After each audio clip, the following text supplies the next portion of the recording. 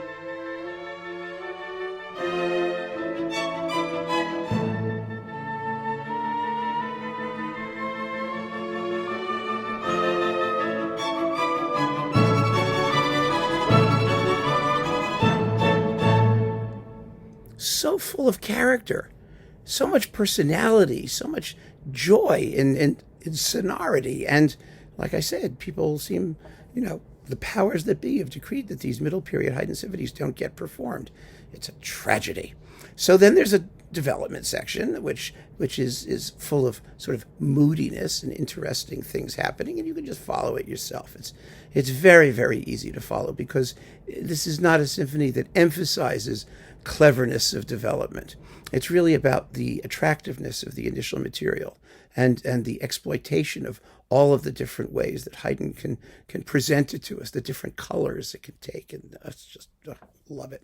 Okay, the second movement is similar, and it's a big movement in sonata form with two big subjects in very slow tempo, extremely beautiful. The first subject gradually assembles itself into a long singing sentence, and as it starts to assemble and sing, we have a brief transition to the second subject, which is in a minor key, and is just full of passion and it's marvelous. What can I say? It's just really, really, you don't usually think of Haydn as being a composer, with sort of gusty romantic passion blowing through him. Mozart, you do. And there's an interesting contrast between the two, because when you listen to Mozart, you always have this long singing vocal melody. I mean, he creates these gorgeous tunes that have beautiful sequences and passionate climaxes and things like that. And you sort of expect it. With Haydn, it comes as a surprise. He does it more than you think, but the way he does it is to give it this sort of atmosphere of, it's almost shocking because the emotion is so intense and brief. So the second subject is marvelous, and that's where the woodwinds come in. Again, he makes it special by the amount of color that he imbues, with which he imbues the music. This movement is so beautiful, and it doesn't have a coda. It's very interesting. Haydn is not interested in developing the material. He just wants you to hear it and wallow in it, and then it stops, and then it's over. So I'm going to play you the whole recapitulation of this particular movement. That is the return to the opening theme, and then that gorgeous, passionate minor key second theme, all the way to the end of the movement. Here it is.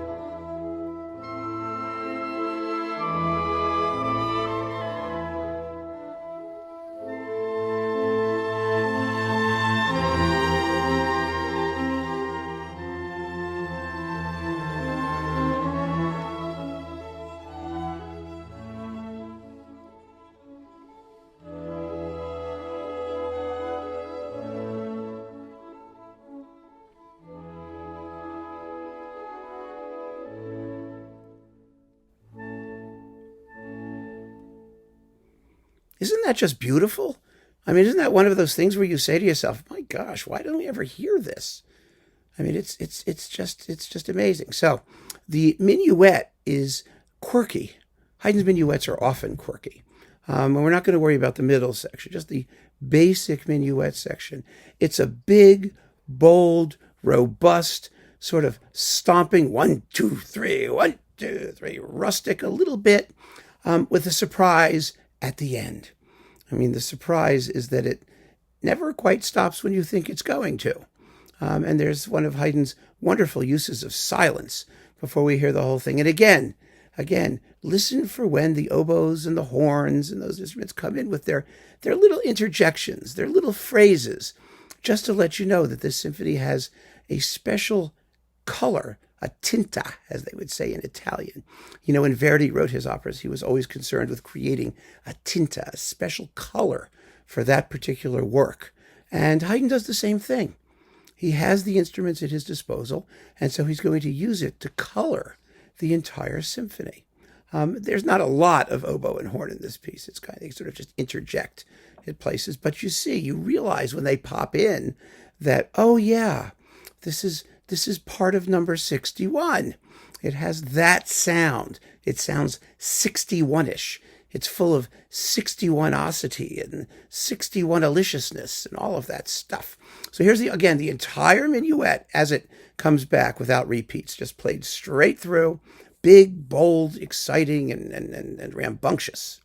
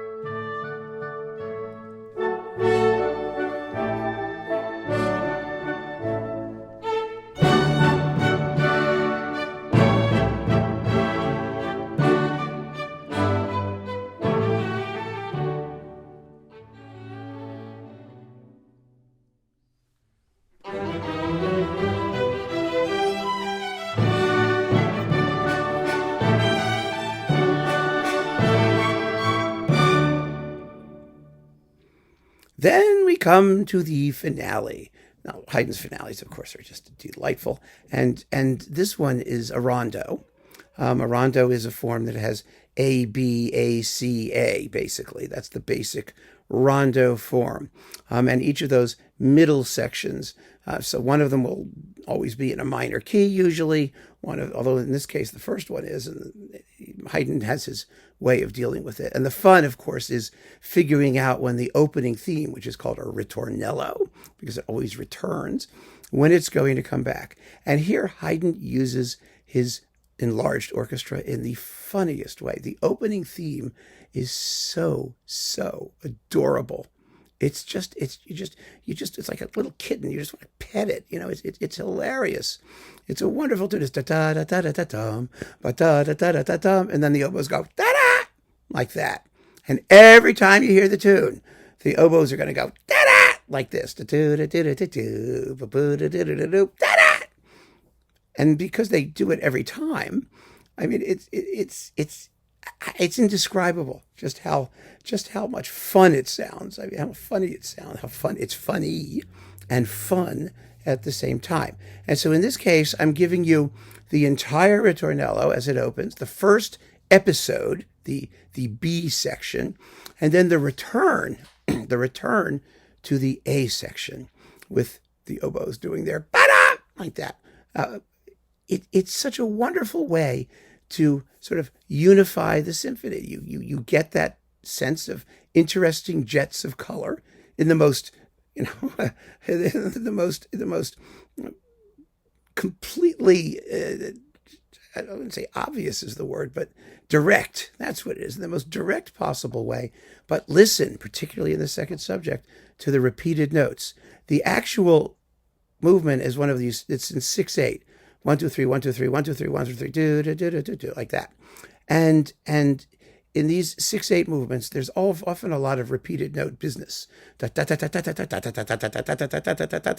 can do that very easily, and Haydn does do it, and it's a style that you're going to hear again in some very famous pieces. The last movement of the Military Symphony has a lot in common with this finale. It's on a much bigger scale, but it's one of those repeated note sort of jet-propelled movements. I mean, it just has incredible energy and an unbelievable sense of humor for the whole thing. So here is the rondo and first episode of the rondo finale of Symphony No. 61.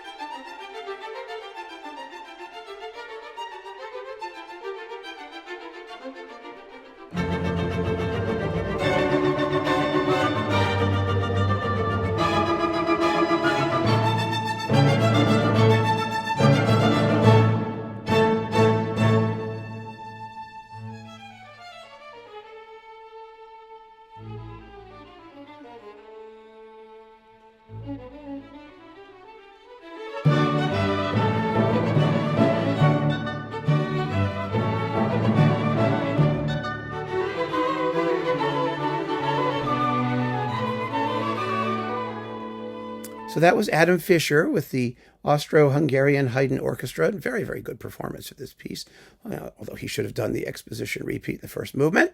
That's okay. I forgive him.